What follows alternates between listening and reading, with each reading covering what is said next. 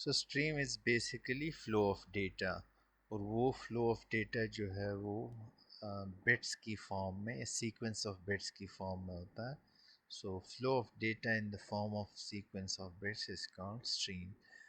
The main class for IO operation is iOS. iOS is the main class, और फिर iOS से जो है वो फिर इनहेरिट हुई हैं बाकी के. आई स्ट्रीम है, ओ स्ट्रीम है, फिर इनसे आई एफ स्ट्रीम है, ओ एफ स्ट्रीम है, और ये सारे iOS से हैं. IO IO stream is inherited from I stream and O stream. So basically IO stream is inherited from two main classes, जिसमें I input stream है और O stream यानी output stream है. There are two types of IO operation. Low level operation है और high level IO operations हैं. तो अगर आपको याद हो, थोड़ा सा हमने इस पर डिस्कस भी किया था कि फ़ाइल्स की टाइप्स होती हैं. बाइनरी फाइल्स होती हैं आपके पास, फिर फॉर्मेटेड वो फाइल्स होती हैं. तो जो इंफॉर्मेशन आपने जिस तरीके से भी उसको रीड करना है, राइट करना है, या उस स्ट्रीम को जिस तरीके से आपने यूज़ करना है, तो इट टोटली डिपेंड्स. थोड़ा सा हम दोनों के डिफरेंस को भी देखेंगे, और we will have some example on low level IO and high level IO. Read read भी करेंगे फाइल से, और we will write to the file also using low level and high level IO operations. Basically low level IO जो है, that is unformatted data series of bytes. That means that जो bytes या जो stream हो है आपके पास, अगर वो इन स्ट्रीम है, वो आउट स्ट्रीम है, जो भी है, जो भी ऑपरेशन आप कर रहे हैं, वो सिर्फ बाइट्स में होगा, और उन बाइट्स की मीनिंग जो है वो ख़ुद ही डिटरमिन करेंगे आप. जो आपका ऑपरेशन है वो ऑपरेशन इन्वॉल्व नहीं होगा.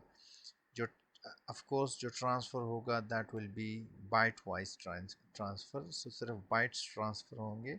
वो बाइट्स आप इस एंड पे कैसे ट्रीट करते हैं, रिसीविंग एंड पे कैसे ट्रीट करते हैं, आईओ ऑपरेशंस का या स्ट्रीम क्लास का इसके साथ कोई ताल्लुक नहीं है लो लेवल आईओ में.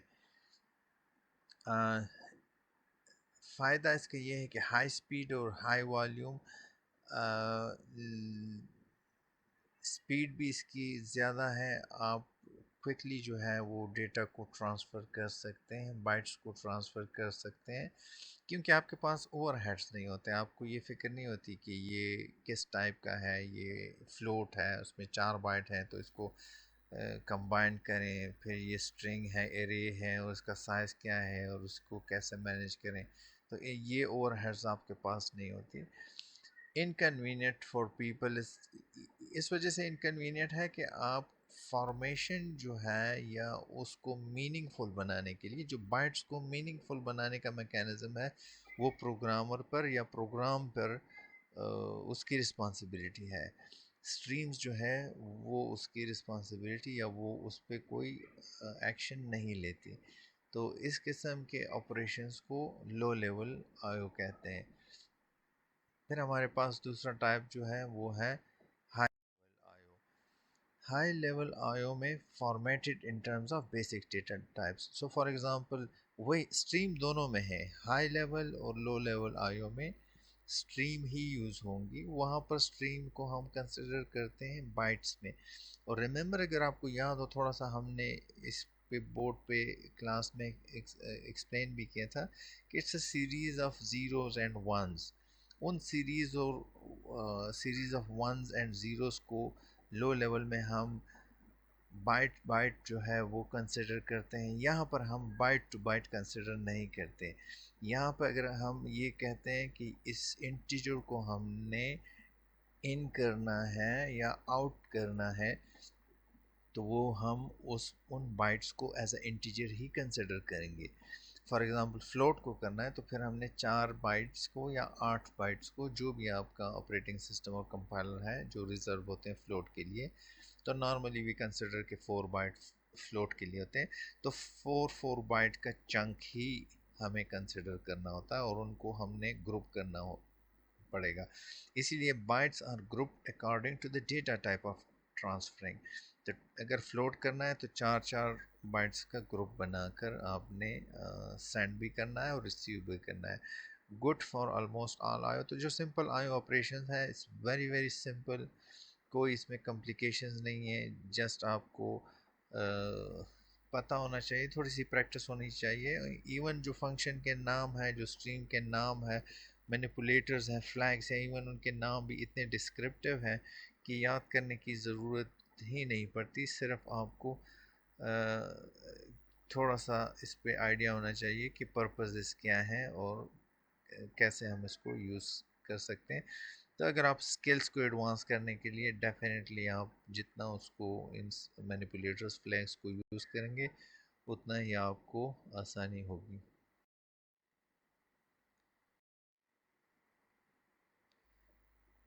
तो मेनली हमारे पास जो स्ट्रीम क्लासेस हैं वो मेन जो है वो आई स्ट्रीम है, या जिसको हम इनपुट स्ट्रीम भी कहते हैं, और दूसरा जो है वो है ओ स्ट्रीम या output stream.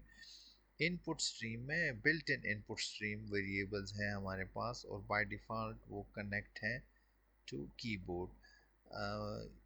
Bye default connect का मतलब ये है कि इसको हम कनेक्ट कर सकते हैं किसी और चीज़ से भी। किसी और चीज़ मीन्स फाइल को भी कनेक्ट कर सकते हैं, इसको हम प्रिंटर से भी कनेक्ट कर सकते हैं, इसको आप नेटवर्क पोर्ट पे, यूएसबी पोर्ट पे, कोई भी अवेलेबल इनपुट स्ट्रीम हो आपके सिस्टम पर, उसके थ्रू आप कनेक्ट कर सकते हैं। कोई भी पोर्ट हो उस पर आप कनेक्ट कर सकते हैं। तो सी एन ऑलरेडी आप यूज़ कर चुके हैं, तो सी एन यूजुअली हम अपने प्रोग्राम में अभी तक जितना भी यूज़ करते आ रहे हैं वो हम डेटा को रिसीव करने के लिए थ्रू कीबोर्ड, और वो रिसीव कर लेता है और स्टोर कर लेता है वेरिएबल पर, जो भी वेरिएबल आप यहाँ पर मेंशन करते हैं। फिर हमारे पास दूसरी टाइप जो है वो है O stream. O stream means output stream, that is built in output stream variable, और ये बाय डिफ़ॉल्ट कनेक्ट होता है टू कंसोल, या जिसको हम मॉनिटर कहते हैं या स्क्रीन कहते हैं। सी आउट जो है ये हमारे पास वेरिएबल है, ऑब्जेक्ट है। ये भी ऑब्जेक्ट है हमारे पास इस क्लास का, और ये ऑब्जेक्ट है इस क्लास का। तो ये ऑब्जेक्ट बाय डिफ़ॉल्ट कनेक्ट है टू स्क्रीन। इसी तरह इस ऑब्जेक्ट को भी आप कनेक्ट कर सकते हैं, किसी भी फाइल को कनेक्ट कर सकते हैं, पोर्ट को कनेक्ट कर सकते हैं, प्रिंटर पोर्ट हो, सीरियल पोर्ट हो, नेटवर्क पोर्ट, यूएसबी, वट जो भी अवेलेबल आपके सिस्टम पर पोर्ट्स हैं, आप किसी भी पोर्ट पर आप इसको कनेक्ट कर सकते हैं थ्रू प्रॉपर कोडिंग।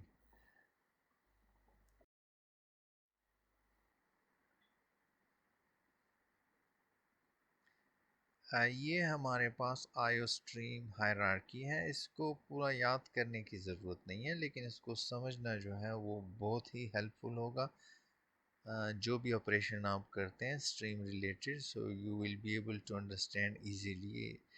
देखिए आईओएस जो है वो मेन क्लास, या जिसको ग्रैंड क्लास कहते हैं, सब क्लासेस का जो बेस क्लास है, उसका पॉइंटर जो है वो स्ट्रीम बफर है, फाइल बफर। अच्छा, स्ट्रीम बफर और बफर जो है वो यूज़ हो रहा है आपकी बुक में, बाकी लिटरेचर में भी आप देख रहे हैं। किसी भी जगह से जब आप स्ट्रीम को रीड करते हैं तो वो पहले बफर में जाता है और फिर जो है वो डेस्टिनेशन तक पहुंचता है। इसे जब आप राइट करते हैं तो वो फिर पहले बफर में और फिर वहाँ पर जो भी डेस्टिनेशन है। तो बफ़र का इस्तेमाल जो है वो भी आप कर सकते हैं अगर आपको ज़रूरत है, अदरवाइज़ इसकी ज़रूरत इतनी ख़ास नहीं पड़ती। तो अच्छा, इसके जो iOS से जो हमारे पास मेन क्लास जो इनहेरिट है वो आई स्ट्रीम है, और ये ओ स्ट्रीम है। और ये आई स्ट्रीम और ओ स्ट्रीम, ये यहाँ पर जो हमारी IO स्ट्रीम जो हम यूज़ कर रहे हैं, ये देखिए ये इनहेरिट है इससे और इनसे। ये आप ऑलरेडी यूज़ कर रहे हैं सी प्लस प्लस में या इस सेमेस्टर में। फिर हमारे पास एक और स्ट्रीम है एफ स्ट्रीम, या जिसको हम फाइल स्ट्रीम बेस कहते हैं। तो फाइल स्ट्रीम, ये जितने भी जो कॉर्नर ब्लैक हैं ये फाइल रिलेटेड है। Input file stream, input stream से जो है फिर I F input file stream, फिर इस तरह आउटपुट से ओ आउटपुट फाइल स्ट्रीम, ये भी इनहेरिट है। और फिर आउटपुट फाइल स्ट्रीम और इनपुट फाइल स्ट्रीम को अगर आप देखें तो ये फाइल स्ट्रीम बेस से इनहेरिट है, और ये खुद भी जो है एफ स्ट्रीम से इनहेरिट, एफ स्ट्रीम जो है वो भी इससे इनहेरिट है। फिर हमारे पास आईओ स्ट्रीम विद असाइन, जो प्री डिफाइंड हमारे पास कुछ क्लासेस और ऑब्जेक्ट होते हैं, इसी तरह यहाँ पर भी प्री डिफाइंड है, यहाँ पर भी प्री डिफाइंड कुछ हमारे पास ऑब्जेक्ट्स हैं। उनको हम बाद में आखिरी स्लाइड्स में शायद थोड़ा सा इसको डिस्कस करें अगर टाइम हुआ, तो इनको इनके भी ऑब्जेक्ट्स हम डिस्कस करें। तो इट्स वेरी सिंपल हायरार्की है। तो अगर आप आईओ स्ट्रीम यूज़ कर रहे हैं तो दैट मीन्स कि आप जो है वो इन दोनों को भी यूज़ कर रहे हैं। इसी तरह अगर आपने फ़ाइल को यूज़ करना है, फ़ाइल ऑपरेशंस को यूज़ करना है, तो उसके लिए आपको आईओ स्ट्रीम या एफ स्ट्रीम जो भी आपको ज़रूरत हो उसके मुताबिक आप उनको इंक्लूड कर सकते हैं, जिस तरह आप हेडर में इंक्लूड कर सकते हैं।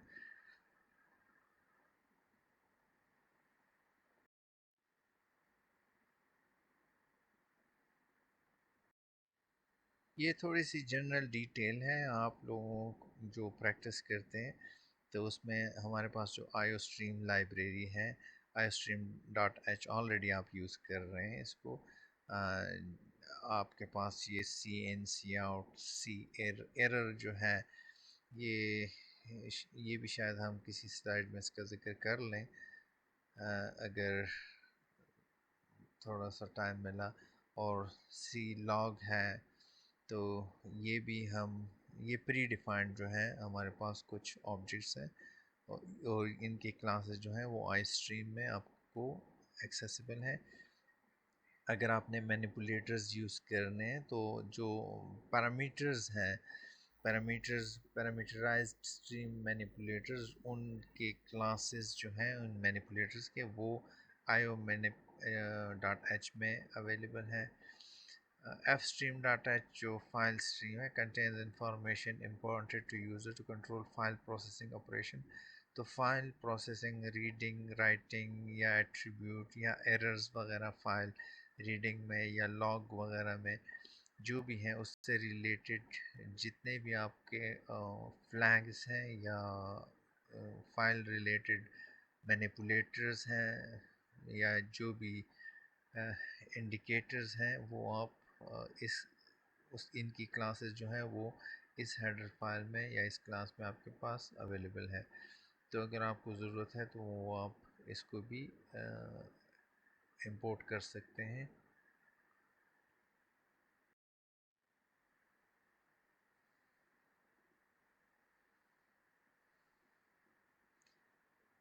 Formatting flags, formatting flags acts as an on-off switch that specifies choices for various aspects of input and output format and operation। तो फ्लैग्स जो हैं ये ऑन ऑफ स्विच है। अगर आपने कोई फॉर्मेट को इनेबल करना है, यूज़ करना है, तो आप उस स्विच को ऑन कर लेते हैं। अगर आपने किसी फॉर्मेट को इनेबल नहीं किया या नहीं चाहिए आपको, तो आप सिंपली उस स्विच को ऑफ कर लेते हैं। जिस तरह आप प्रिंट एफ में पर फॉर्मेट स्पेसिफायर्स थे, तो वहाँ पर तो आप स्पेसिफाई करते हैं, यहाँ पर आप उन मैनिपुलेटर्स को या थ्रू फ्लैग्स को या थ्रू फंक्शंस को वो आप यूज़ कर सकते हैं और उनको कंट्रोल कर सकते हैं। अगर आपको चाहिए तो आप उनको सेट कर सकते हैं, अगर आपको नहीं चाहिए और आप फोर्स करना चाहते हैं कि वो उस तरह फॉर्मेट ना करें आपके लिए डिस्प्ले में या राइटिंग में, तो आप उसको ऑफ भी कर सकते हैं।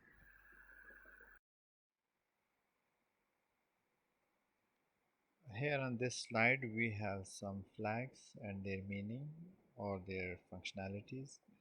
The first one is skip WS or white spaces. This one, it skips or ignore the white spaces on input. For example, if you are using cin or you are reading from an input source, then you can ignore the white spaces by using skip WS. Then left adjust, that is used for output. If you want to display on the screen something that will be left adjusted, then that is for the right. Then decimal, it will convert a number to decimal. We already use in decimal, but let's suppose if you have in the hexadecimal or octal, or so you can convert it into decimal. Remember, we have only three, I guess, here in the library in the previous or the older one.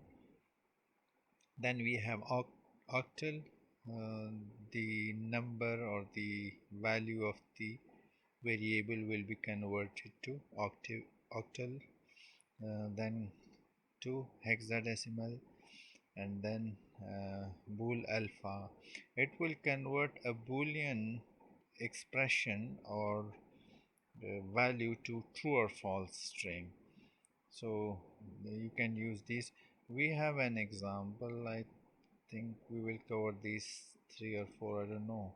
We will cover a few of them, but of course we cannot cover all of them in one or two examples.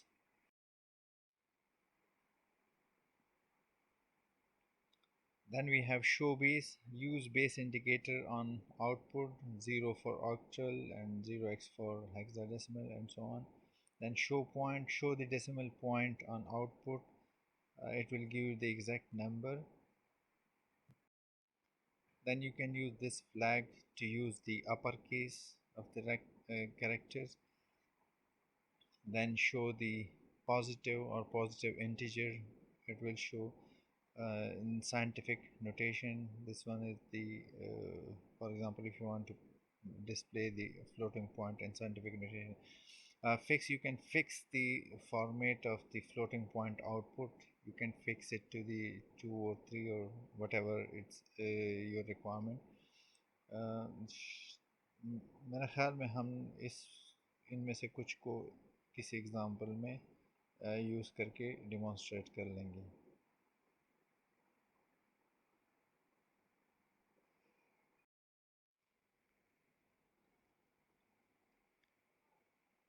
फिर हमारे पास कुछ flags हैं. Flags जो है वो they are numbers of the iOS class. You must usually precede them with the name, iOS and scope resolution operator. All the flags can be set or unset. If you want to set, you can use the setF function, or if you want to unset a flag, then you can use the unset function. So हमारे पास जितने भी flags हैं जो आपने already previous slides में पढ़े हैं या आगे आप और आगे पढ़ेंगे, तो उन सब को आप सेट या रीसेट कर सकते हैं. स्कोप रेजोल्यूशन ऑपरेटर के थ्रू भी आप यूज़ कर सकते हैं. बाकी भी जो कंपाइलर सपोर्टेड ऑप्शंस हैं उनके थ्रू भी आप इनको यूज़ कर सकते हैं.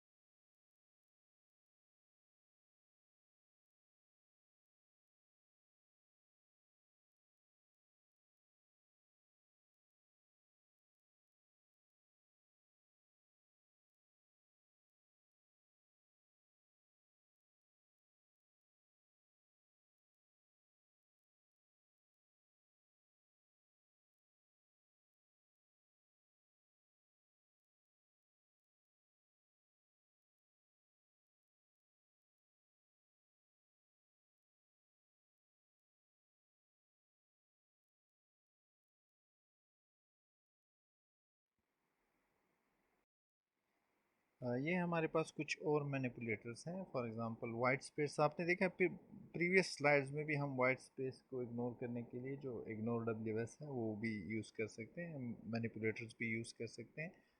तो W S, it turns on white space skipping on the input.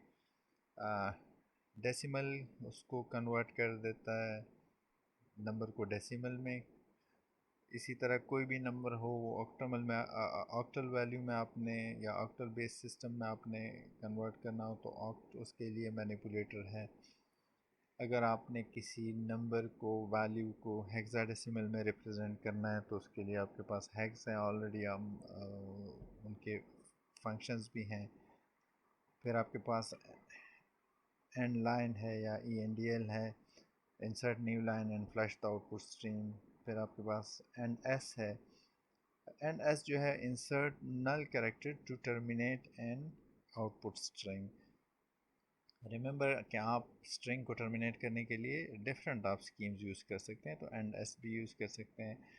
Flash जो है वो आउटपुट स्ट्रीम को फ्लैश कर लेता है। ये जो हमने स्ट्रीम के बारे में जो क्लास की हायरार्की पढ़ी थी वहाँ पर हमने बफर का जिक्र किया था। तो उस बफर में अगर आपके पास उनको बफर को आप खाली करना चाहते हैं, इनपुट पे हो या आउटपुट पे, किसी भी स्ट्रीम पे, तो उसके लिए आप फ्लश कर सकते हैं, क्लियर कर सकते हैं बफर को। फिर आपके पास है lock, lock file handle. File handle जो है वो जब आप पॉइंटर के थ्रू किसी फाइल को कनेक्ट करते हैं या ऑब्जेक्ट को असाइन करते हैं, तो ऑब्जेक्ट वाले को भी हम फाइल हैंडल कह सकते हैं। या जो पॉइंटर, जो आप पॉइंटर का एड्रेस या फाइल का जो एड्रेस किसी पॉइंटर पर स्टोर करते हैं तो उस पॉइंटर को भी हम हैंडल कहते हैं। तो फाइल हैंडल को आप लॉक भी कर सकते हैं थ्रू लॉक, और अनलॉक कर सकते हैं थ्रू अनलॉक।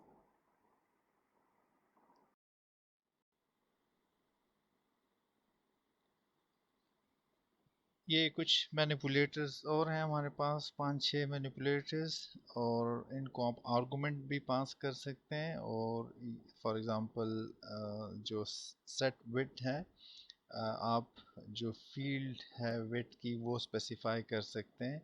और ये क्या करेगा, फंक्शनैलिटी इसकी क्या है कि it will set field width for the output. The second one is set field.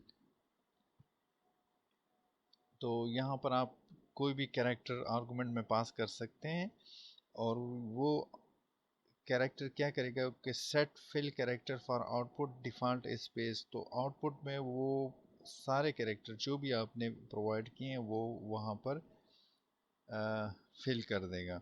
Normally जो है वो स्पेस है, अगर आप कोई भी स्पेसिफाई नहीं करते हैं तो वो फिल कर देगा। तो फॉर एग्जांपल अगर आपने किसी चीज़ को राइट पे करना है तो ये बाकी पूरा एरिया जो है वो ब्लैंक स्पेसेस में करता है। अगर आप फिल करना चाहते हैं तो ये पूरा एरिया जो है वो आप किसी भी नंबर से या किसी भी कैरेक्टर से वो फिल कर देते हैं, और जो आपका आउटपुट होगा वो यहाँ पर एडजस्ट होगा। या नॉर्मली अगर आप देखते हैं तो हम हमारे स्क्रीन पर राइट पे जो है टेक्स्ट या जो भी आउटपुट है वो डिस्प्ले होता है, और बाकी की जो लाइन है वो पूरी खाली होती है। तो वो खाली किसी क्यों होती है, क्योंकि वो वाइट स्पेसेस होते हैं। तो अगर आप वाइट स्पेसेस नहीं रखना चाहते हैं, आप कोई और कैरेक्टर रखना चाहते हैं, तो वो भी आप कर सकते हैं। या लेट्स से फॉर एग्जांपल आप स्टार्स रखना चाहते हैं, जो मल्टीप्लिकेशन ऑपरेटर वो रखना चाहते हैं, तो ये पूरी लाइन जो आपका आउटपुट होगा जहाँ तक, उसके बाद पूरी लाइन जो वो फिल हो जाएगी स्टार्स, यहाँ पर आप आर्गुमेंट में प्रोवाइड कर सकते हैं कैरेक्टर। फिर सेट प्रेसिजन, ऑलरेडी यहाँ प्रीवियस स्लाइड में आप देख चुके हैं कि मैनिपुलेटर्स के अलावा आप फ्लैग्स के थ्रू भी कर सकते हैं। प्रेसिजन जो आपके पास नंबर है उसको सेट कर सकते हैं, तो वो प्रिसाइज नंबर ऑफ डिजिट्स जो है वो डिस्प्ले कर लेगा। Set iOS flags, iOS flags को आप जो है वो सेट कर सकते हैं, उनको क्लियर भी कर सकते हैं। Set iOS, reset iOS flags, इनके साथ, इसके साथ मैनिपुलेटर के साथ आप क्लियर करते हैं, और यहाँ पर आप उसको सेट कर सकते हैं। और जो जो भी फॉर्मेटिंग फ्लैग्स हैं उनको आप इसके साथ सेट और रीसेट कर सकते हैं।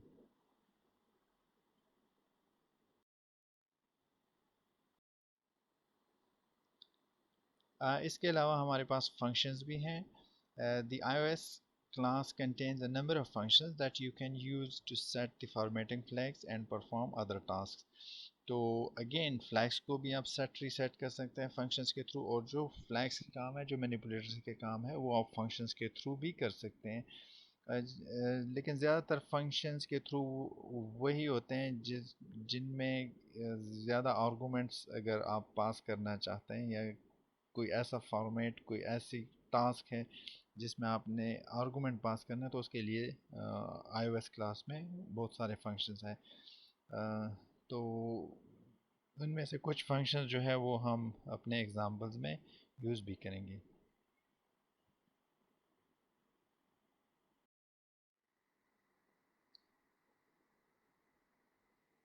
ये कुछ फंक्शंस दिए यहाँ पर। ज़्यादातर आपके बुक के टेबल में से ही ये फंक्शंस वहाँ पर एक्सप्लेन भी हैं। फॉर एग्ज़ाम्पल फिल फंक्शन जो है ये क्या कहता है कि it will return a character and that returned character will be assigned to a character variable. So ch is a character variable. You can use any character variable, ज़रूरी नहीं है कि ch ही उसका नाम हो। और उस कैरेक्टर पर जो है वो fills unused part of the field, the default is space। फिर हमारे पास है fill ch character। अगेन किसी भी कैरेक्टर को अगर आप फिल करना चाहते हैं, जिस तरह प्रीवियस स्लाइड में हमने एग्जाम एक्सप्लेन किया है, तो उस कैरेक्टर को आप यहाँ पर पास कर सकते हैं। फिर आपके पास है precision, get the precision number of digits displayed for floating point. For example कोई फ्लोटिंग पॉइंट है, उसमें आपने 8 या 9 डेसिमल पॉइंट्स या फ्लोटिंग पॉइंट्स वो डिस्प्ले करने हैं, तो वो प्रेसिजन जो है वो आप सेट कर सकते हैं। और अगर आप मालूम करना चाहते हैं कि कितने हैं, तो वो जो है वो आप पी एक इंटीजर वैल्यू पर वो आपको ये फंक्शन रिटर्न करके बता देगा कि इसके कितने हैं। फॉर एग्जांपल आपने कोई कैलकुलेशन की है, कोई डिवीजन की है, और आप ये जानना चाहते हैं कि उस जो डिवीजन आपने परफॉर्म की है, क्योंकि अभी तो आपने परफॉर्म नहीं किया, आपका प्रोग्राम जो है वो कैलकुलेट करके रिज़ल्ट बताएगा। तो लेकिन अगर आप जानना चाहते हैं कि जो कैलकुलेशन आए उसमें कितने फ्लोटिंग पॉइंट्स हैं, तो वो आप इस फंक्शन के थ्रू मालूम कर सकते हैं।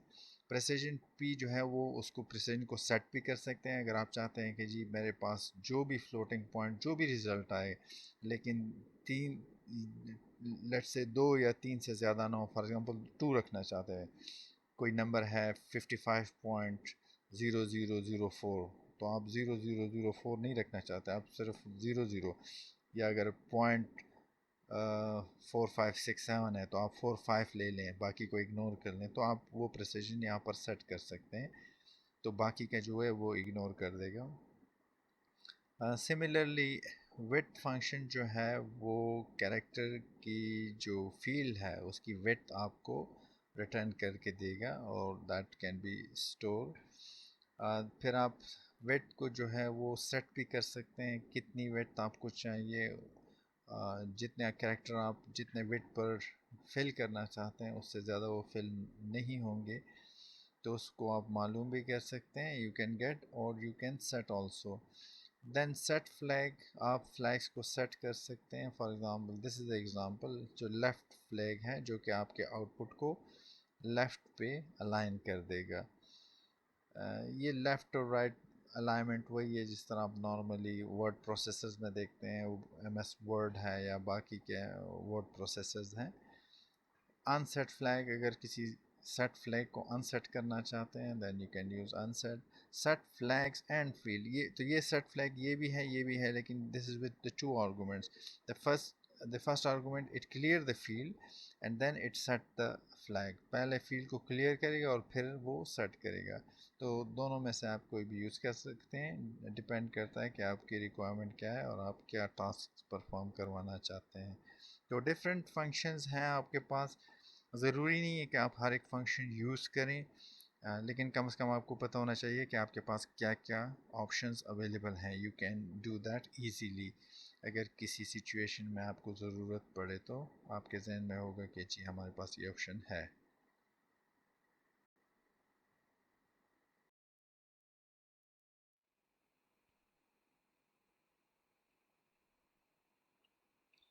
So here we have our first example of the manipulators. In this example, we are using three manipulators, hex, decimal, and octal. So basically, uh, the value of a, which is 589, which is an integer, that will be converted into hexadecimal first. So that is the output 24D, that is equivalent to this, and then decimal, of course it will be the same because that this is also in decimal. By default, when we assign values in the editor, they are in decimal. Then the third statement, the same value, which is 589, that will be converted into octal. So that is the manipulator. So when these streams go out, that will be converted into hexadecimal, then decimal, and then octal, and these are the outputs. बिल्कुल इसी तरह हम बाकी के manipulators भी use कर सकते हैं. फॉर एग्ज़ाम्पल अगर आप यहाँ पर स्लैश इन की जगह एंड लाइन, तो वो भी एक मैनिपुलेटर है, वो भी आप डायरेक्टली इंसर्ट करते हैं यहाँ पर, तो सेम इफ़ेक्ट होगा उसका यहाँ पर भी. और बाकी के ये तीन मैनिपुलेटर्स हैं.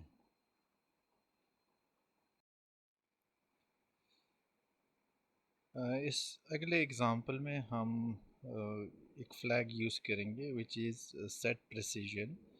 तो again we have these variables a b e and then f.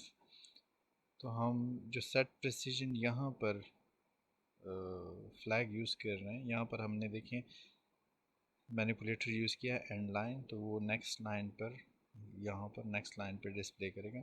Set precision 9 जब हम करते हैं तो बेसिकली 1 2 3 4 5 6 7 8 9 10, तो ये तकरीबन 10 डिजिट्स होते हैं, तो वो 9 उसमें से डिस्प्ले करेगा. तो इस वजह से 4 डिस्प्ले नहीं हुआ. अगर मैं इसको 8 कर दूं, then the output will be 1 2 3 4 5.12. अगर मैं 7 कर दूं, तो इसी तरह वो 7 तक वो डिस्प्ले करेगा. तो इट डिपेंड्स कि आप कितने प्रिसिजन जो है कितने डिजिट तक रखना चाहते हैं. तो ये एक और मैनिपुलेटर के साथ भी यूज़ कर सकते हैं, और फ्लैग्स के साथ भी आप इनको यूज़ कर सकते हैं.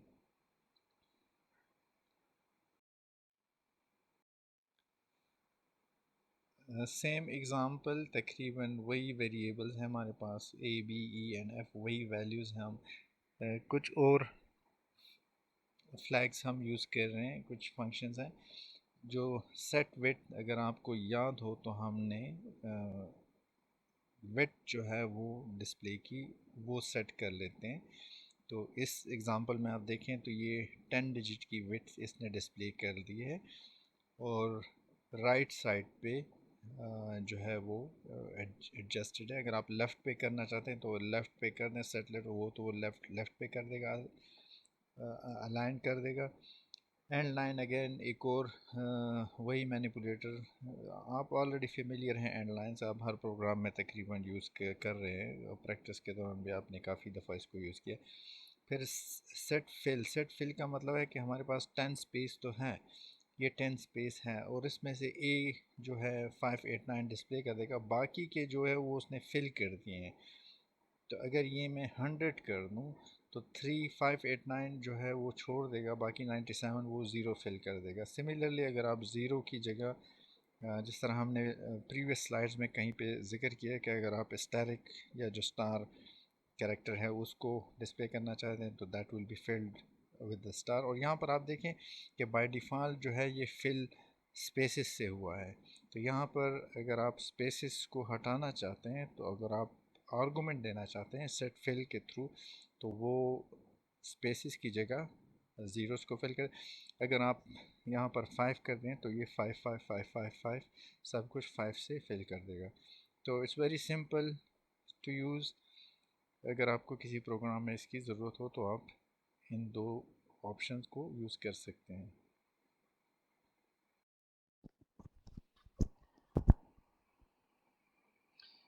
द नेक्स्ट क्लास जो हमारे पास है वो है आई स्ट्रीम क्लास.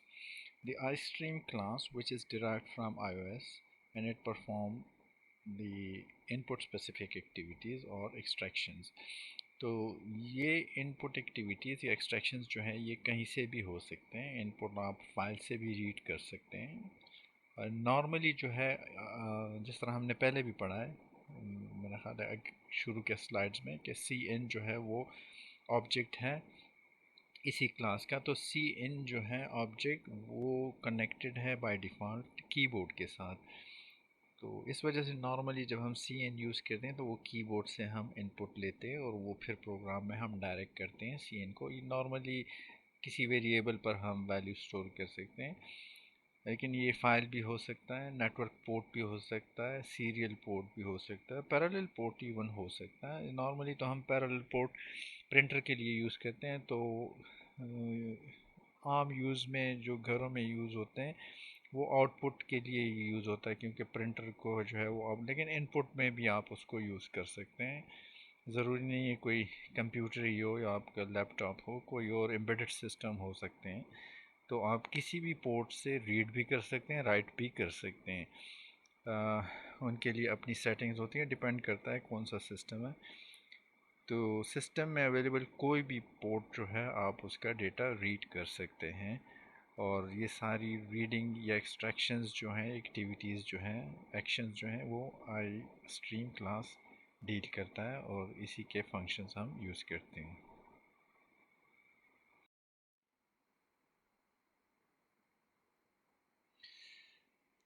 इस स्लाइड में हमारे पास कुछ आई स्ट्रीम क्लास के कुछ फंक्शंस हैं, कुछ हमारे पास ऑपरेटर्स हैं जो कि ओवरलोड हुए हैं। For example this one, already आपने ये ऑपरेटर यूज़ किया हुआ है बेसिक डेटा टाइप के लिए। आप इसको ओवरलोड कर सकते हैं अपने ऑब्जेक्ट्स के लिए।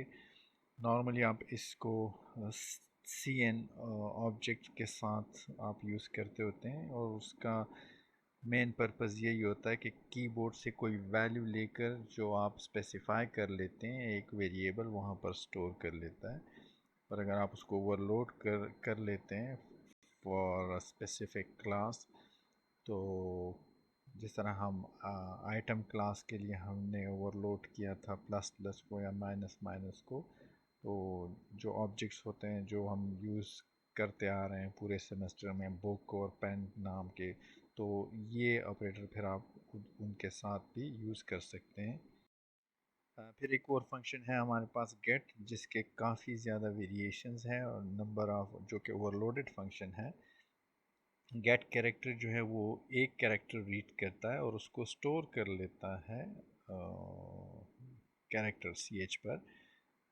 देन हमारे पास गेट कैरेक्टर जो है वो स्ट्रिंग हम एज अ आर्गूमेंट पास करते हैं, तो वो एक एरे को रीड कर लेता है जब तक कि वो गेट कैरेक्टर को स्लैश एन न मिल जाए, जो कि एक डिलीमीटर है। इस डिलीमीटर को आप चेंज भी कर सकते हैं, जिस तरह हमने फर्स्ट सेमेस्टर में पढ़ा था कि आप नॉर्मली स्ट्रिंग्स को जो है वो टर्मिनेट किया जाता है स्लैश एन के ज़रिए। आप इसको किसी और कैरेक्टर के साथ भी टर्मिनेट कर सकते हैं, लेकिन आपको फिर सेटिंग करनी पड़ेगी।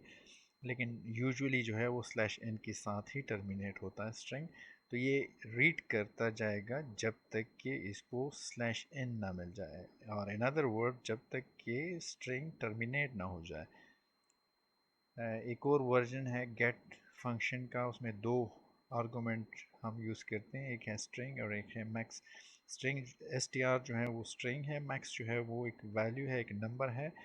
It extract up to max character into array. For example आपने किसी एरे के पहले 10 कैरेक्टर को रीड करना है, बाकी आपको रिक्वायर्ड नहीं है, तो आप यहाँ पर स्ट्रिंग मेंशन करते हैं और नंबर ऑफ़ कैरेक्टर मेंशन कर लेते हैं, तो वो उतने कैरेक्टर रीड करके एक्सट्रैक्ट कर लेता है। फिर अगेन दो हमारे पास आर्गूमेंट्स हैं गेट फंक्शन के। यहाँ पर आप डिलीमीटर जो है वो स्पेसिफाई करते हैं। तो extract character into array string, जो कि एरे का नाम है, अनटिल स्पेसिफाइड डिलीमीटर, जिस तरह पहले हमने जिक्र किया यही होता है। Leave delimiter character in stream, अगर आपके पास कोई और डिलीमीटर यूज़ है, फॉर एग्जांपल आप लेट्स से रीड करना चाहते हैं स्ट्रिंग को कि जब तक उसको टैब ना मिले स्लैश टी, तो आप यहाँ पर स्लैश टी लिख लेते हैं और तो वो उस स्ट्रिंग को रीड करता जाएगा जब तक कि उसको स्लैश टी ना मिले। तो आप ये भी यूज़ कर सकते हैं। एक और वेरिएशन है गेट फंक्शन की। यहाँ पर ओवरलोड हुआ है ये फंक्शन और इसमें 3 हमारे पास आर्गुमेंट्स हैं। String max delimiter, extract character into array string until max character or the delimiter character, leave delimiter character in the stream। तो ये आप कर सकते हैं कि ये स्ट्रिंग को रीड करता जाएगा। फॉर एग्ज़ाम्पल अगर आपने फर्स्ट 10 कैरेक्टर रीड करने हैं लेकिन आपको ये नहीं पता कि हो सकता है कि डिलीमीटर उससे पहले आ जाए, तो आप ये मेंशन कर सकते हैं। तो अगर डिलीमीटर पहले आ गया तो वो वहाँ पर स्टॉप करेगा, बाकी की रीडिंग नहीं करेगा। और या अगर मैक्स जो आपने नंबर दिया है 10 कैरेक्टर, तो फिर वो 10 कैरेक्टर को रीड करके स्टॉप कर देगा। अगेन दूसरी एग्जांपल इसकी है। फॉर एग्जांपल 100 मेरे पास कैरेक्टर्स हैं और 40th कैरेक्टर जो है वो डिलीमीटर है, लेकिन I am interested in the first 20 characters. तो ये फर्स्ट 20 कैरेक्टर्स को रीड करेगा क्योंकि मेरे पास फर्स्ट डिलीमीटर जो है वो 40th कैरेक्टर है। अब अगर मैं इसी फंक्शन को दोबारा यूज़ करूं और मुझे 50 कैरेक्टर्स चाहिए, तो मैं 50 और डिलीमीटर लिख, अगेन डिलीमीटर मेरे पास 40th कैरेक्टर है, तो ये 40 पे स्टॉप हो जाएगा, 50 तक नहीं पहुंचेगा क्योंकि डिलीमीटर पहले आ गया है। तो ये 40 कैरेक्टर्स जो है वो रीड करके और स्ट्रिंग पर स्टोर कर देगा। और जो डिलीमीटर कैरेक्टर है और यहाँ पर भी जो डिलीमीटिंग कैरेक्टर है वो स्ट्रीम्स में ही रह जाते हैं, उनको साथ काउंट नहीं किया जाता। तो ये कुछ फंक्शन है, इनको आप यूज़ कर सकते हैं आई स्ट्रीम क्लास में और according to your own requirements.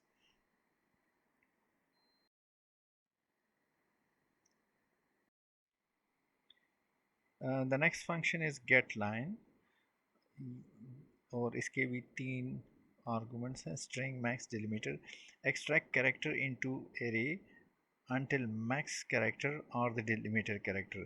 तो ये बिल्कुल जो प्रीवियस हमने फंक्शन यूज़ किया है गेट कैरेक्टर का वही है। फ़र्क इसमें ये है कि ये गेट लाइन है और वो वहाँ पर गेट कैरेक्टर है। अगेन वही उसी तरीके से ये काम करता है कि अगर मैक्सिमम नंबर जो आपने स्पेसिफाई किया है वो पहले आ जाता है या आपके पास डिलीमीटर आ जाता है, तो वो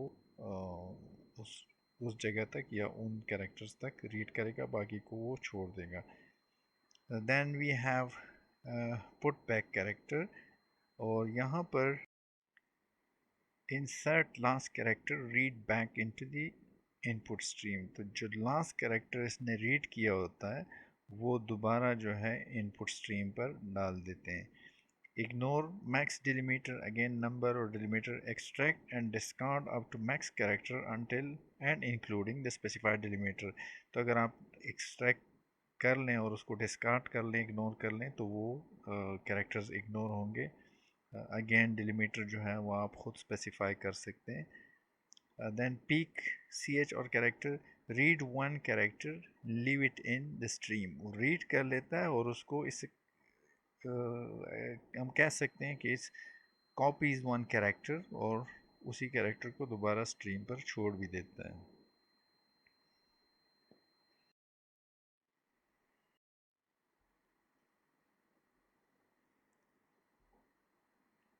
एक और फंक्शन है हमारे पास जी काउंट। जी काउंट एक्चुअली एक वैल्यू रिटर्न करता है और उस वैल्यू को आप स्टोर कर सकते हैं किसी भी इंटीजर पर। तो ये जी काउंट जो है आप गेट या गेट लाइन या रीड के बाद यूज़ करते हैं, because it return the number of characters read by this और दिस। तो जितने भी कैरेक्टर इस फंक्शन ने या इस फंक्शन ने या इस फंक्शन ने रीड किए हों, आप उनको काउंट करके यहाँ पर स्टोर कर सकते हैं। तो ये आप इस फंक्शन को आप इन फंक्शन के कम्बिनेशन के साथ यूज़ करते होते हैं। Then we have another function read string max. ये फाइल में जो है रीड का हम शायद इसको यूज़ भी कर लें। it extract up to maximum character into string until EOF. EOF is the end of file. ये हम यूज़ करेंगे end of file को. ये जब तक कि फाइल की एंड ना हो. अगर आपको याद हो फर्स्ट सेमेस्टर में हमने ये पढ़ा था कि एंड ऑफ फाइल एक इंडिकेटर भी होती है हर एक फाइल में जो कि इंडिकेट करती है, और ये उसी को ढूंढता है, और जब उसको मिले तो वहाँ तक ये स्ट्रिंग को रीड करता जाएगा. Then we have another function seek g. It set distance in byte of file pointer from start of the file. तो फाइल के स्टार्ट से लेकर जहाँ पर ये पॉइंटर है, ये उसके सेट जो डिस्टेंस है, जो नंबर ऑफ़ कैरेक्टर्स है, उनको उनको ये फंक्शन स्पेसिफाई करता है. Then set G position and seek directory. It set distance in byte of a file pointer from specified place in file. Seek directory can be iOS big, iOS current, iOS end. Basically that is the beginning, current और end. File की या beginning होगी या current position, जो location जहाँ पर भी है कर्सर आपका या पॉइंटर आपका, ये वो वाला पॉइंटर नहीं है जो हम यूज़ करते हैं. बेसिकली इट्स, अगर मैं सेफली कहूँ तो कर्सर पोजीशन अगर हम कह लें इसको. और ये है एंड. एंड तो है जो एंड ऑफ फाइल जहाँ पर होगा तो वो एंड स्पेसिफाई करेगा. तो ये अगर आप किसी पोजीशन को रीड करना चाहते हैं तो वो सीक जी से आप कर सकते हैं, और ये पोजीशन पर आपको ये तीन चीज़ें मिल सकती हैं. देन पीओएस या पोजीशन टेल जी, और पोजीशन को आप आर्गूमेंट में देते हैं और वो फिर रिटर्न करता है पोजीशन, और उस पोजीशन को आप सेव करते हैं. Because return position in bytes of file pointer from start of file. तो स्टार्ट के फाइल से जितने बाइट्स वो पॉइंटर दूर गया है वो उतने बाइट्स वो रिटर्न करेगा, और वो सेव हो जाएगा पीओएस वेरिएबल पर. तो फॉर एग्ज़ाम्पल अगर आप ये देखना चाहते हैं कि फ़ाइल से कितने बाइट्स या कितने कैरेक्टर्स हमने रीड किए हैं, और आप जानना चाहते हैं नंबर, तो वो आप ये फंक्शन जो है उस सिचुएशन में आपके बहुत हेल्प कर सकता है.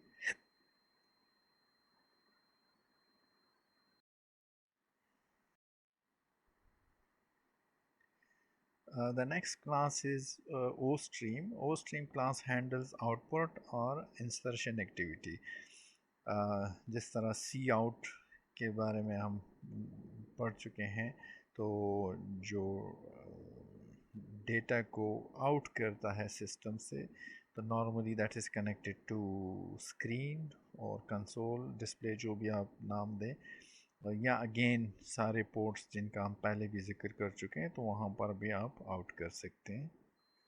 तो इस किस्म की जो स्ट्रीम आउट के लिए जो एक्टिविटीज़ हैं वो सारी इस क्लास में कवर होती हैं.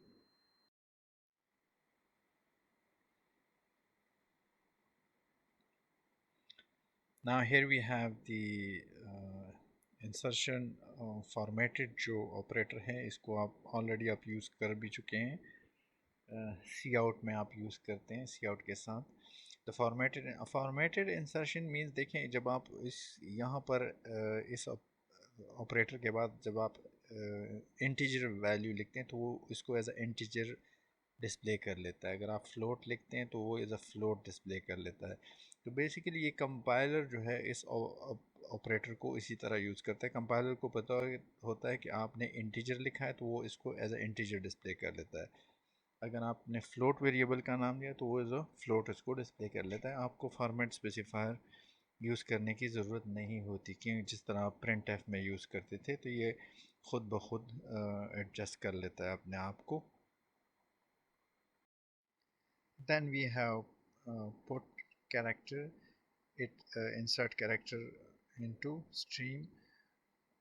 Then we have flush, जो कि flush the buffer, जिस तरह हमने पहले जिक्र किया था कि बफर में जो इन स्ट्रीम हो या आउट स्ट्रीम हो, वो डायरेक्ट जो है सोर्स टू डेस्टिनेशन नहीं ट्रांसफ़र होता, पहले बफर में जाता है. हर एक अपना बफर है, बफर के अपने जो है प्रोज एंड कॉन्स होते हैं, और इसको भी हम यूज़ कर सकते हैं, कंट्रोल भी कर सकते हैं.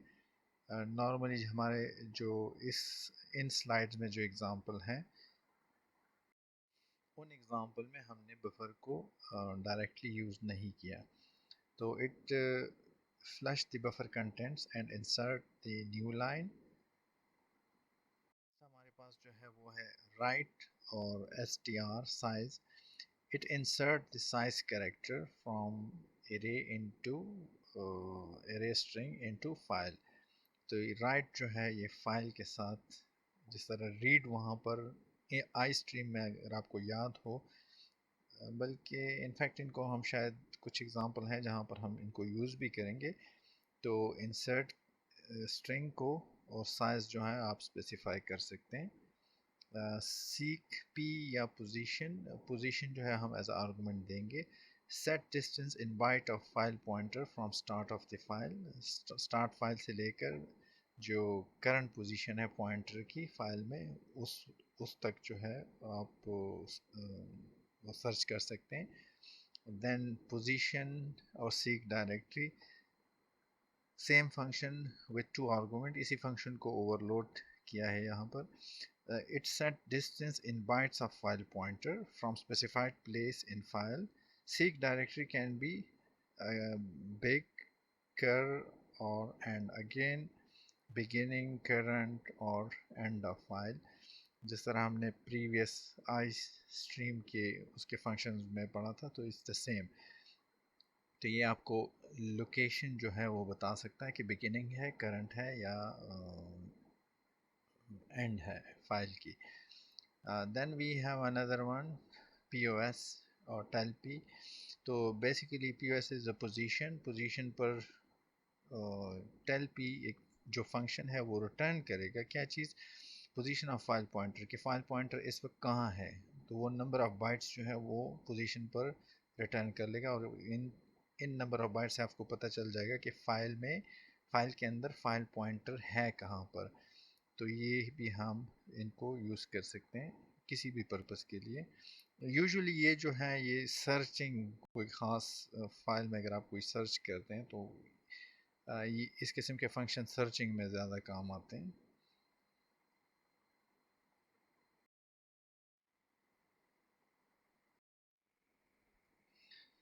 सो ये हमारे पास फर्स्ट एग्ज़ाम्पल है और इस एग्ज़ाम्पल में हमारे पास वही वेरिएबल्स हैं A B E and F. और यहाँ पर ये स्टेटमेंट है. बेसिकली ये एग्ज़ाम्पल क्या करेगा कि ये एक फ़ाइल जिसका नाम csc3.txt हमने दिया हुआ है एज अ आर्गूमेंट, वो फाइल ओपन करेगा. और ये हमारे पास ओ एफ स्ट्रीम जो हमने क्लास पढ़ी है ये उसका ऑब्जेक्ट है. कोई भी आप नाम दे सकते हैं, आइटम दे दें, असद दे दें, या कोई भी सी एस सी बैच 1918 जो भी है कोई भी नाम दे सकते हैं. Then C S C file dot open याद है फंक्शन है और उसको हमने आर्गूमेंट दिया है, फाइल का नाम बताया हमने. और फिर फाइल का नाम, अब ये आप देख रहे हैं कि इस ऑब्जेक्ट को हम ये ऑपरेटर यूज़ करते हैं और ऑपरेटर में हमने ये स्टेटमेंट सॉरी ये स्ट्रिंग दिया है और ये स्ट्रिंग जो है ये ऑपरेटर डायरेक्टली इस ऑब्जेक्ट में इंसर्ट कर देगा. नाउ ये ऑब्जेक्ट जो है ये खुद किसका है, इस क्लास का, which is O F stream, output file stream. और ये आप आउटपुट में देख रहे हैं कि ये हमारे पास CSC3 फाइल है और ये ई डायरेक्टरी है. मैंने स्क्रीनशॉट दोनों का कोशिश की है कि आपको नज़र आए. फिर हमने CSC फाइल में ऑपरेटर यूज़ किया है और ए को इंसर्ट किया है बिकॉज दिस इज़ फॉर्मेटेड. तो इस ऑपरेटर को पता है कि ए हमारे पास इंटीजर है तो 2 बाइट वो राइट करेगा. तो ये बाइट बाय बाइट नहीं है. तो या अगर आपको याद हो तो स्टार्ट में हमने पढ़ा था कि हम दो किस्म के IO ऑपरेशन कर सकते हैं, एक है फॉर्मेटेड और एक है अनफॉर्मेटेड. तो ये फॉर्मेटेड राइटिंग हम कर रहे हैं फाइल में. फिर हमने एंड लाइन दिया है, तो ये देखें आपने एंड लाइन यहाँ पर स्लैश इन की वजह से है. फिर 589 दिस वन. देन बी, ये तो बी की वैल्यू, फिर ई की वैल्यू, ये हमारे पास ई की वैल्यू, और फिर हमारे पास एफ़ की वैल्यू, ये हमारे पास एफ़ की वैल्यू.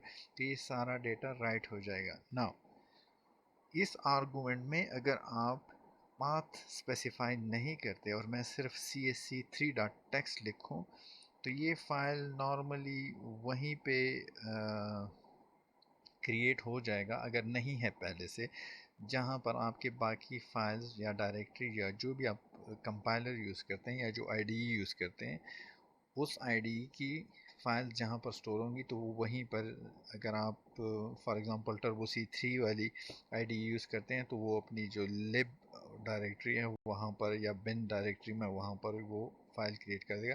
और अगर आप पूरा पाथ स्पेसिफाई करते हैं डायरेक्टरी का नाम, अगर उसमें कोई और डायरेक्टरी है वो डायरेक्टरी है तो वो भी आप स्पेसिफाई कर सकते हैं। हाँ, इसमें एक चीज़ आप जहन में रखें कि ये फंक्शन जो है ये फंक्शन पहले csc3.txt फाइल को सर्च करेगा इसी लोकेशन पर। अगर ये फाइल उस लोकेशन पर है तो उसको ओपन करेगा, नंबर वन। दूसरी सिचुएशन ये हो सकती है कि जब आप ये ओपन फंक्शन csc3.txt को सर्च करता है और इस लोकेशन पे ये फाइल नहीं है तो वो ख़ुद से क्रिएट कर देगा। तो दोनों, आपको यहाँ पर कोई फ़िक्र की ज़रूरत नहीं है। अगर आपके पास ये फ़ाइल नहीं है तो ये ख़ुद क्रिएट कर देगा, अगर पहले से मौजूद है तो वो उसी को ओपन कर देगा। आप दोनों काम कर सकते हैं। या ये बात जहन में रखें कि अगर आपके पास पहले से फ़ाइल है और उसमें पहले से डेटा है तो ये फ़ाइल के स्टार्ट में राइटिंग करता है, क्योंकि हमने फ़ाइल जो पॉइंटर है उसको कंट्रोल नहीं किया, हमने सिर्फ उसको कहा कि ओपन कर दो और उस फाइल में ये चीज़ें एंटर कर दो, तो उसने ओपन कर दी और इस फाइल में ये चीज़ें एंटर कर दी। अगर आप चाहते हैं कि इस फाइल के एंड में हम, या तो पहले हमने वो वाले फंक्शंस यूज़ करने हैं और पहले हमने इस एंड तक पहुंचना है और वहाँ एंड तक पहुंचने के बाद फिर हम राइटिंग करेंगे तो वो फिर यहाँ पर अपेंड हो जाएंगे। लेकिन यहाँ पर हमने ऑपरेशन को सिंपल रखा है, तो I will repeat the process again एक दफ़ा। Very simple. फाइल में हम डेटा कैसे राइट करते हैं, ओ स्ट्रीम का ऑब्जेक्ट कोई भी नाम लिखें, फिर फाइल को ओपन करें और फाइल में राइटिंग स्टार्ट करें, दैट्स इट। अगर फाइल आपके पास एग्जिस्ट करती है तो वो उसी को ओपन करेगा, और जिस फाइल को आपने आर्गुमेंट पास किया हुआ है अगर वो एग्जिस्ट नहीं करता तो ये फंक्शन खुद ब खुद क्रिएट कर देता है। अगर किसी वजह से फॉर एग्ज़ाम्पल ई ड्राइव जो है वो उस एक्सेसिबल नहीं है, वहाँ पर आप क्रिएट नहीं कर सकते, आप गेस्ट हैं, आप उस सिस्टम पर आपके पास अथॉरिटी नहीं है, एक्सेस नहीं है, you are not authorize to create a file, तो फिर आपको वो एरर देगा। और एरर वाले मैसेजेस जो हैं या फंक्शनैलिटीज़ उनको भी हम कंट्रोल कर सकते हैं, लेकिन इस सिचुएशन में हमारे पास कोई एरर नहीं है। वी आर अज्यूमिंग कि हमारे पास अथॉरिटी है और सिस्टम में कोई प्रॉब्लम नहीं है। तो ये दो तीन लाइनों में आप इसको, एक्चुअली दो लाइनें हैं, यहाँ पर ऑब्जेक्ट क्रिएट करते हैं, फाइल को ओपन करते हैं और फाइल में राइटिंग करते हैं। ये फिर फाइल में राइटिंग, तो इट्स अप टू यू।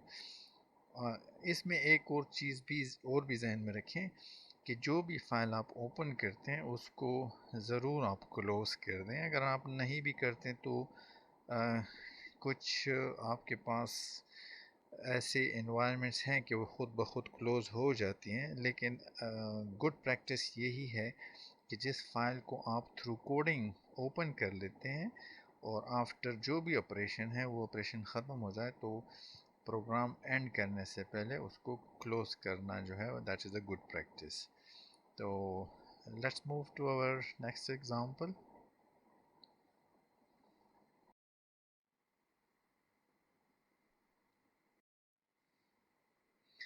अच्छा, ये एग्ज़ाम्पल जो है this one is the opposite of the first example. वहाँ पर हमने फाइल में डेटा को राइट किया था।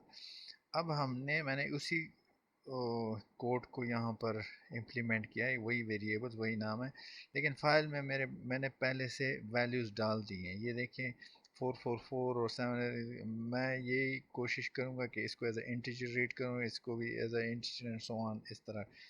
तो यहाँ पर आई एफ स्ट्रीम, अब मैंने वही ऑब्जेक्ट का नाम रखा है जो मैंने प्रीवियस, आप चेंज भी कर सकते हैं, डजेंट मैटर। फ़ाइल को मैंने ओपन किया।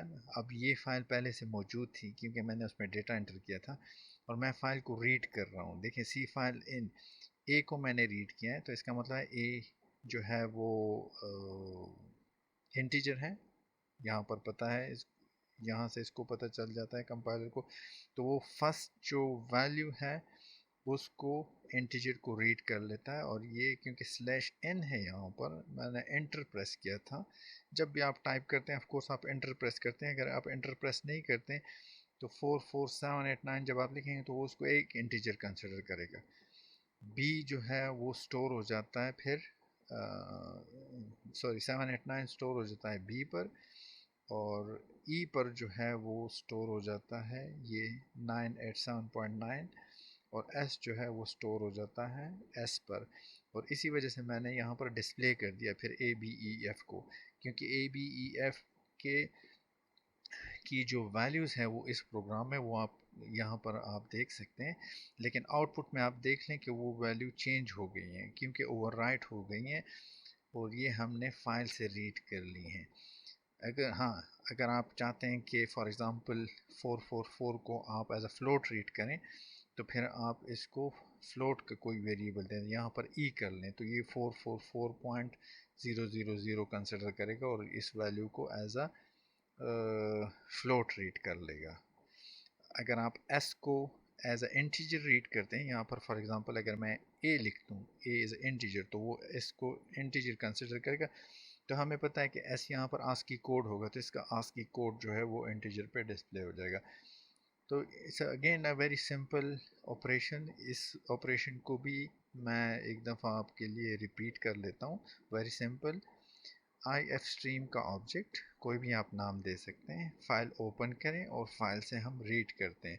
फाइल में जो डेटा है हमारे पास, फॉर एग्जांपल हमें नहीं पता कि वहाँ पर क्या डेटा है, क्या चीज़ है, लेकिन हम देख रहे हैं कि हम जो भी डेटा है, तो फर्स्ट जो हमें जो डेटा भी मिलेगा तो हम उसको एज अ इंटीजर रीड करेंगे। तो हमें यहाँ पर 444 मिला है, तो वो एज अ इंटीजर उसने रीड कर दिया। नेक्स्ट फिर मैंने उसको कहा कि जो भी है उसको एज अ फ्लोट, तो हमें पता है कि फॉर एग्जांपल फ्लोट जो कंपाइलर मैं यूज़ कर रहा हूँ वहाँ पर ज़रूरी नहीं है कि 4 बाइट्स ही हों, लेकिन यहाँ पर लेट्स से हमने इसको कहा कि नेक्स्ट को बी बी जो है वो भी इंटीजर है, तो नेक्स्ट को वो एज अ इंटीजर उसने रीड कर दिया है। ई फ्लोट है, तो इसी वजह से इसने इसको द फ्लोट रिसीव कर दिया है, और फ्लोट पर आपने स्टोर कर दिया इसको। नेक्स्ट बाइट को हमने एफ़, और वो एफ़ पर स्टोर हो गया है क्या चीज़, एस।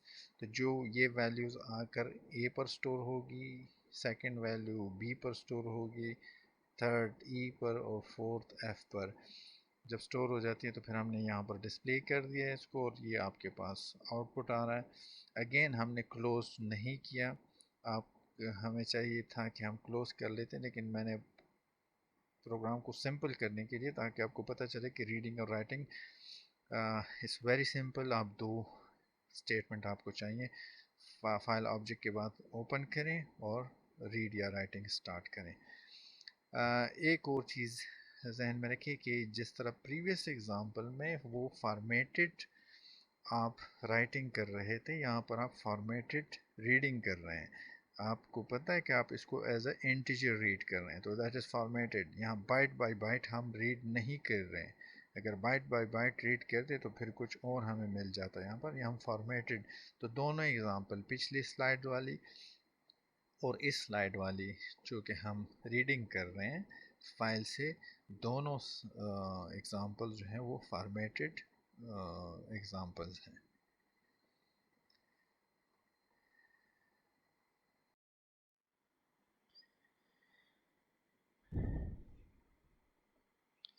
ये एक और एग्ज़ाम्पल है जिसमें हम दो तीन ऑपरेशन करेंगे। फ़ाइल को ओपन करेंगे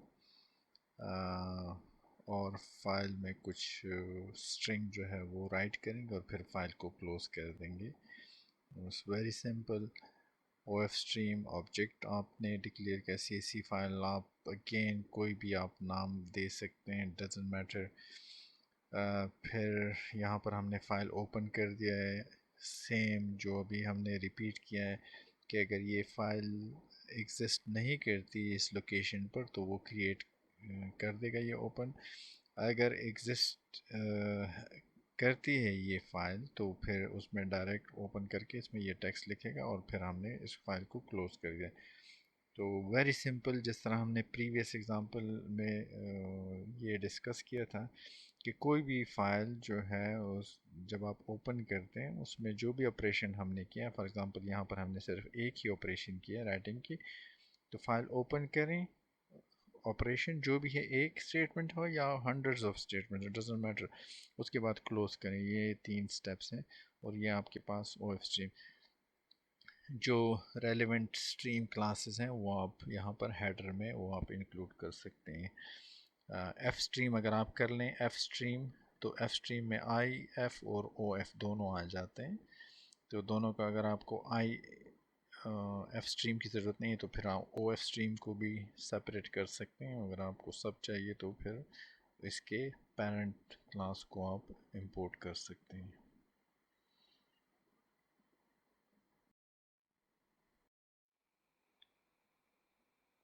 वी हैव अनदर एग्जांपल।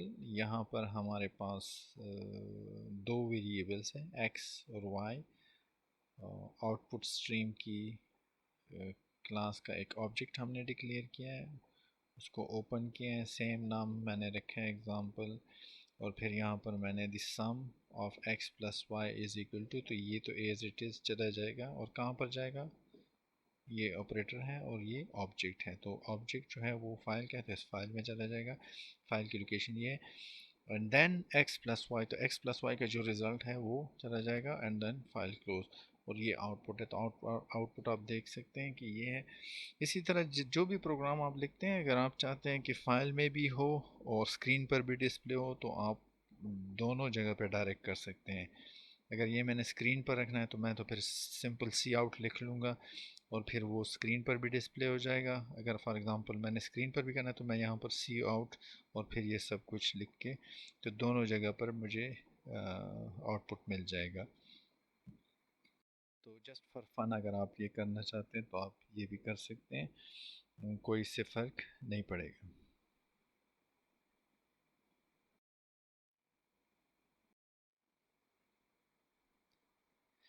अच्छा, फिर हमारे पास जो नेक्स्ट एग्जांपल है इसमें मैंने थोड़े से फ्लैग्स और फंक्शंस को यूज़ किया, लेकिन पहले पर्पस को आप समझें, then we will discuss the example. ये एक फ़ाइल ऑलरेडी मैंने क्रिएट की हुई है पहले से, CSC1 मैंने उसको नाम दिया है और उसके अंदर मैंने ये टेक्स्ट लिखा है, this is our first text file, this file, और यहाँ पर मैंने इंटर की प्रेस की है। This file contains the grades of 2 students, enter की प्रेस की है। फ़हद, फिर मैंने टैब दिया है 3.3, सारा, फिर मैंने टैब दिया है 2.8। तो ये डेटा जो है ऑलरेडी फ़ाइल के अंदर मौजूद है। अच्छा, अब मैंने करना ये है कि एक तो मैंने स्ट्रिंग, इस प्रोग्राम में मैंने क्या करना है कि फर्स्ट लाइन को मैंने रीड करना है। I am interested in the first line only. तो उसके लिए मैंने क्या करना होगा कि फ़ाइल को ओपन करना होगा और मैंने फिर रीड करना है फर्स्ट लाइन को, और उस फर्स्ट लाइन को मैंने स्टोर करना है एक स्ट्रिंग पर। याद है अगर आपको, गेट लाइन हमने जिस तरह फंक्शन में डिस्कस किया, और फिर मैंने क्लोज कर देना। बाकी का डेटा जो है उसमें मैं, या बाकी के फाइल के जो कंटेंट्स हैं उसमें मैं इंटरेस्टेड नहीं होता। सो वेरी सिंपल, देखें स्ट्रिंग हमने डिक्लेयर किया है। अगर आप स्ट्रिंग यूज़ करते हैं तो आप एरे ऑफ कैरेक्टर भी यूज़ कर सकते हैं, या स्ट्रिंग क्लास के जो आप वहाँ पर हैश इंक्लूड के थ्रू कर सकते हैं। फिर हमारे पास इनपुट स्ट्रीम और एफ ओ फाइल आउट या फाइल ऑब्जेक्ट, मैंने नाम चेंज कर दिया CSC फाइल की जगह इस दफ़ा, और मैंने CSC1 dot text file, against वही रूल्स हैं, अगर एग्जिस्ट नहीं है तो क्रिएट कर देगा, अगर क्रिएट करेगा तो फिर उसमें ये नहीं होगा। तो ऑलरेडी हमारे पास क्रिएट है। तो इफ़ ये, अब इसको देखें, F O dot is open, is open का मतलब है कि अगर ये ओपन हो गया है, क्या चीज़ ओपन हो गया, F O, what is F O, F O is a object and that is connected to this file, so that means अगर ये फाइल ओपन हो गया है, अगर ये ट्रू रिटर्न करता है तो फिर हमने ये ब्लॉक एग्जीक्यूट करना है। अगर ये फॉल्स है, अगर अगर ये तब फॉल्स होगा अगर ये ओपन नहीं है। अगर ओपन नहीं है तो फिर ये can not open C S C डाल, तो ये मैसेज डिस्प्ले करेगा। It's very simple. अच्छा, जब ओपन हो गया है तो get line F O dot, जो सेकंड आर्गूमेंट है वो है एस एस। क्या करेगा कि इस फाइल या जो ऑब्जेक्ट, जो फाइल इस ऑब्जेक्ट के साथ कनेक्ट है, इसको ओपन करके और जो फर्स्ट लाइन रीड करेगा गेट लाइन, वो स्टोर करेगा एस एस पर। ठीक है, तो यहाँ पर फर्स्ट लाइन क्या है, this is our first text file, ये फर्स्ट लाइन है। तो इस फर्स्ट लाइन को ये उसने रीड करके एस एस पर स्टोर कर दिया। और फिर हमने सी आउट, जो स्क्रीन पर आउट है, वहाँ पर हमने डिस्प्ले कर लिया। और ये आप देख रहे हैं कि ये हमने डिस्प्ले कर लिया और ये उसका आउटपुट है। फिर हमने फाइल को क्लोज़ किया। तो इट्स वेरी सिंपल। तो इस तरीके से आप देख रहे हैं कि ये हमने 2-3 फ्लैग्स और फंक्शंस को यूज़ किया। तो अगर आपको ज़रूरत है तो आप बाकी के फंक्शंस को भी इसी तरीके से यूज़ कर सकते हैं। अगर ज़रूरत नहीं है तो यूज़ करने का प्रैक्टिस के लिए आप कर सकते हैं, अदरवाइज़ कोई ख़ास इसकी ज़रूरत नहीं है नॉर्मल रीडिंग और राइटिंग पर्पसेस के लिए। अगर आप फाइल के कंटेंट्स के अंदर आप कुछ करना चाहते हैं, सर्च करना चाहते हैं, if you are playing around with the contents, then you need to have the understanding of these functions and flags and everything. It's very simple and very interesting. तो आप ट्राई कर सकते हैं ख़ुद भी, और बाकी के एग्जांपल से भी आप हेल्प ले सकते हैं।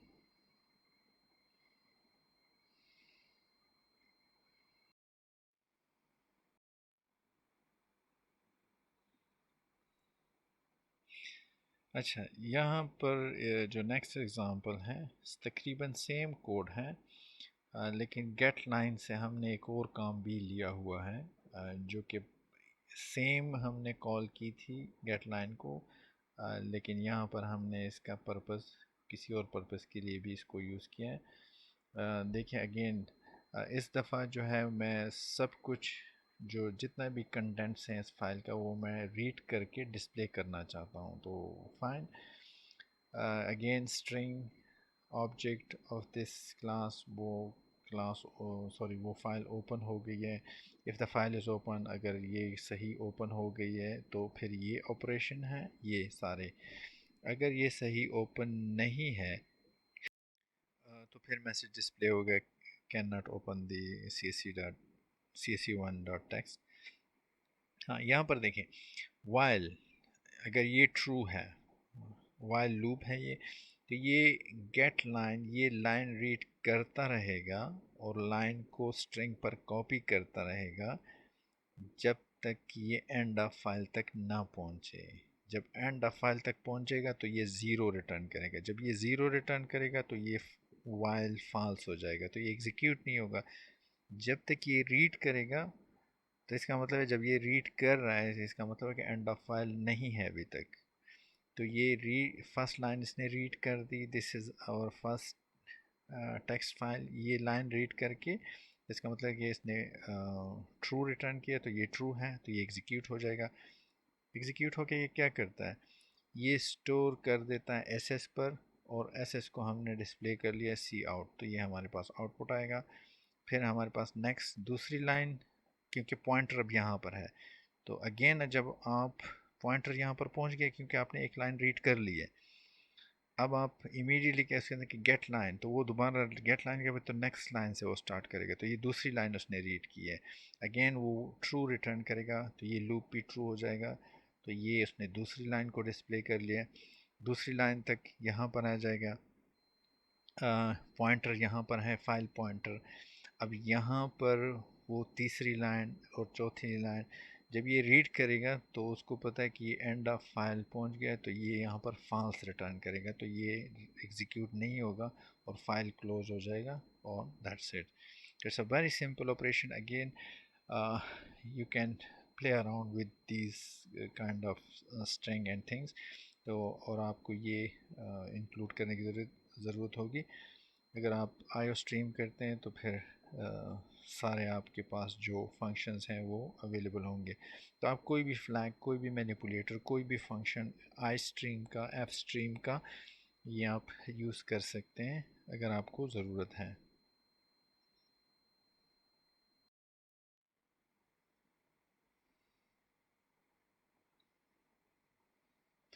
Next we have some predefined stream objects. तो जो मेन ऑपरेशंस है वो हमने किए, प्लस इसके अलावा अगर आप कुछ और जिस तरह आपके पास इंसर्शन ऑपरेटर था, एक्सट्रैक्शन ऑपरेटर था, सी इन ऑब्जेक्ट था, सी आउट ऑब्जेक्ट था, तो इसी तरीके से हमारे पास कुछ और भी हैं, उनको भी देख लें। अगर आपको कहीं पर ज़रूरत पड़ी तो आप उनको यूज़ कर सकते हैं। उनमें जो है वो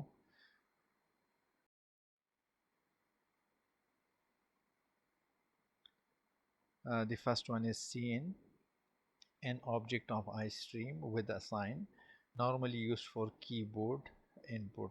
तो ये iStream with a sign, अगर आपको याद हो स्टार्ट में जो हमने हायरार्की डिस्प्ले की थी वहाँ पर ये क्लासेस थी। तो ये सीन इसका ऑब्जेक्ट है, सी आउट का इसी तरह O stream with a sign, और सी एर या इसको सी एरर जो है भी कहते हैं, ये ऑब्जेक्ट है ओ स्ट्रीम का। और सी लॉग, लॉग जो मैसेज है या जो रिकॉर्ड है, ये है ओ स्ट्रीम क्लास का, ये भी ऑब्जेक्ट है। तो इनके अपनी अपनी फंक्शनैलिटीज़ हैं। तो ये दो तो ऑलरेडी आप इतना यूज़ कर चुके हैं, you are much familiar with these to.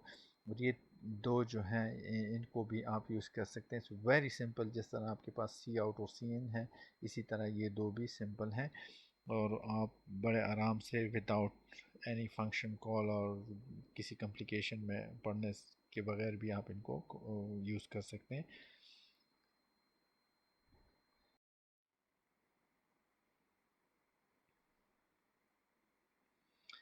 जो स्ट्रीम एरर्स हैं हमारे पास, to deal with errors during stream operations, error status bits होते हैं। The stream error status flag constitute an iOS enumerated enum is a data type जो कि enum member that reports error that occurred in an input or output operation। अगर किसी input किसी output operation में कोई error है तो वो फ्लैग्स में से कुछ बिट्स को जो है वो ऑन कर लेता है या वन कर लेता है, और वहाँ से उन बिट्स की पोजीशन से हमें पता चल जाता है कि क्या एरर आया है, क्या प्रॉब्लम क्या है, और उन प्रॉब्लम के अकॉर्डिंग हम फिर अपने प्रोग्राम को कस्टमाइज़ कर सकते हैं।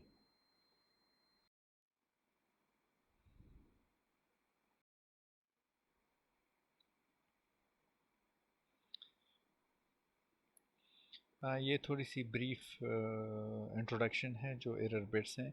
गुड बिट, नो एरर्स, इसका मतलब है कि कोई एरर नहीं है, सब कुछ जो है वो स्मूथली और अकॉर्डिंग टू दी जिस तरह आपका ख्याल था उसी तरह वो एग्जीक्यूट हो रहा है। तो कोई फ्लैग सेट नहीं होगा और वैल्यू ज़ीरो ही रहेगी। ई ओ एफ जो एंड ऑफ फाइल बिट जो है वो ये तब ऑन होता है जब पॉइंटर जो है वो फाइल के एंड तक पहुंचता है। फेल बिट जो है वो फेल्ड ऑपरेशन पे ऑन होता है, या अगर end of file indicator on हो जाए और आप वाकई एंड ऑफ फाइल तक नहीं पहुंचे, क्योंकि एंड ऑफ फाइल हमने पढ़ा था कि वो एक इंडिकेटर है, वहाँ तक आप नहीं पहुंचे और ये बिट ऑन हो गया तो इसको फेल बिट कहते हैं। Next is bad bit, invalid operation.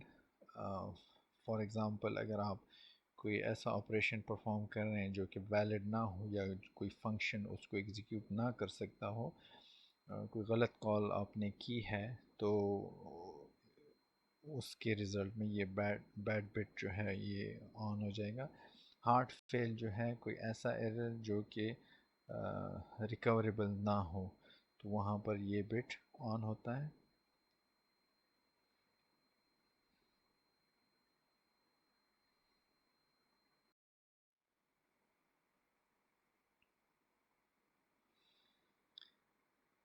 ये एरर फ्लैग्स कैसे काम करते हैं, ये फंक्शंस हैं कुछ।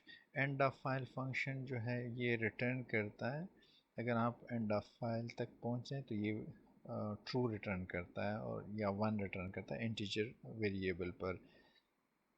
फेल जो है ये ट्रू रिटर्न करता है अगर बिट फेल हो या बैड बिट हो या हार्ट फेल जो है वो ऑन हो, तो ये फंक्शन 1 रिटर्न करता है या ट्रू रिटर्न करता है। सिमिलरली बैड जो फंक्शन है, एंड रिमेंबर ये सारे फंक्शन जो है ये आपके पास जो एरर फ्लैग्स हैं उनको आप यूज़ करने के लिए आप इन फंक्शंस को यूज़ करेंगे।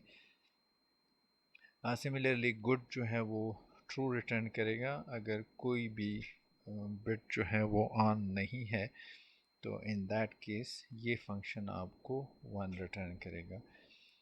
क्लियर जो है ये ज़ीरो असाइन होगा विद नो आर्गूमेंट अगर आप सारे बिट्स को क्लियर करना चाहते हैं या ज़ीरो असाइन करना चाहते हैं, तो आप यहाँ पर क्लियर, और अगर आप स्पेसिफाई करना चाहते हैं किसी ख़ास फ्लैग को, तो फिर दोनों जो है एक ही काम करेंगे, लेकिन ये अब फेल बिट को सिर्फ ज़ीरो कर देगा, ये सेट करेगा, और ये सारे फ्लैग्स को सेट करेगा। तो इनमें से आप अकॉर्डिंग टू योर रिक्वायरमेंट आप कोई भी एरर फ्लैग्स यूज़ कर सकते हैं। इट्स वेरी सिंपल, जिस तरह आप मैनिपुलेटर्स या बाकी के फंक्शंस यूज़ करते आ रहे हैं इनपुट के लिए आउटपुट के लिए, इसी तरह आप एरर्स के लिए भी ये फंक्शंस यूज़ कर सकते हैं।